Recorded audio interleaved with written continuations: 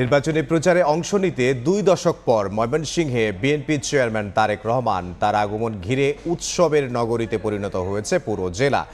সকালে গুলশানের বাসভবন থেকে ময়মনসিংহের উদ্দেশ্যে রওনা হন তারেক রহমান। পথে হাত নেড়ে উৎসুক জনতাকে অভিবাদন জানান তিনি। এদিকে খণ্ড খণ্ড মিছিল নিয়ে জনসভাস্থল ময়মনসিংহের সার্কিট হাউস মাঠে জড়ো হন বিএনপি ও অঙ্গ সহযোগী সংগঠনের নেতাকর্মীরা।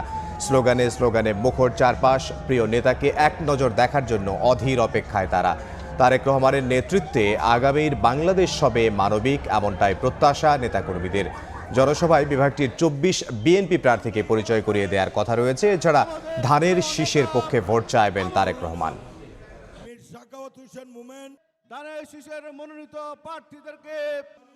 আপনারা দুজন মঞ্চে এসে উপস্থিত হবেন। তারেক রহমানের কত আনন্দ যায়, কি মুখের ভাষায় আমি সে বলতে পারছি না। ওনার এই আগমন উপলক্ষে আমাদের দীর্ঘ প্রতীক্ষার অবসান ঘটবে। নগরায়নে যে ধরনের সমস্যাগুলি রয়েছে সেই সকল বিষয়ে তারেক রহমান প্রতিশ্রুতিবদ্ধ হবে। সারা বাংলাদেশে যদি ধানের শীষ বিজয়ী হয়ে দেখবেন বাংলাদেশ থেকে কোথায় চলে গেছে। জনাব তারেক রহমান সাহেব যে মানবিক এবং সকলের জন্য বসবাস উপযোগী বাংলাদেশ গড়তে চাচ্ছে, তার সে উদ্যোগের সাথে বৃহত্তর ময়মনসিংহবাসী সাথে থাকবে ইনশাআল্লাহ।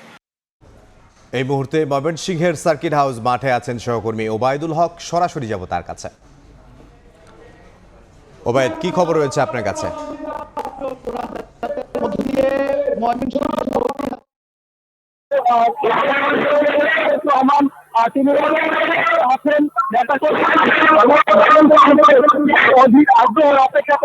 ময়মনসিংহের ত্রিশাল উপজেলাটি তিনি পার হচ্ছেন এবং এই যে যাত্রাপথটি, এই যাত্রাপথের পুরো অংশ অর্থাৎ মহাসড়কের যে অংশগুলো রয়েছে এই অংশগুলোতে কিন্তু বিভিন্ন স্থানে যে মহাসড়ক পার্শ্ববর্তী যেই বিশেষ এলাকা, হাট, বাজার যে অংশগুলো রয়েছে সেখানে কিন্তু সাধারণ মানুষ তো আছেই, তার পাশাপাশি স্থানীয় যে নেতাকর্মীরা রয়েছেন তারাও কিন্তু এই শুভেচ্ছা জানাচ্ছেন।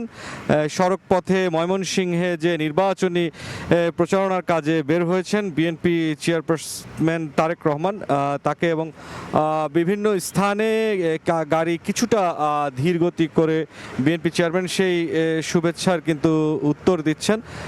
এই যে যাত্রাপথে, এই যাত্রাপথে সকাল 11টায় এখন পর্যন্ত যে যাত্রা শুরু হয়েছে, বেলা 2:30 নাগাদ তার যে ময়মনসিংহ সার্কিট হাউস মাঠে নির্বাচনের যে জনসভাটি অনুষ্ঠিত হওয়ার কথা রয়েছে, এখন পর্যন্ত আশা করা যাচ্ছে যে নির্দিষ্ট সময়ের মধ্যেই তিনি পৌঁছাতে পারবেন। এবং ময়মনসিংহ সার্কিট হাউসে নির্বাচনী যে জনসভাটি শুরু হয়েছে এটি মূলত ময়মনসিংহ বিভাগীয় নির্বাচনী জনসভা, যেখানে ময়মনসিংহ, নেত্রকোনা, শেরপুর, জামালপুরের যে 28টি সংসদীয় আসন রয়েছে সেই সংসদীয় আসনগুলোর যারা ধানের শীষ প্রতীকের প্রার্থী রয়েছেন তাদেরকে পরিচয় করিয়ে দেওয়ার পাশাপাশি আগামী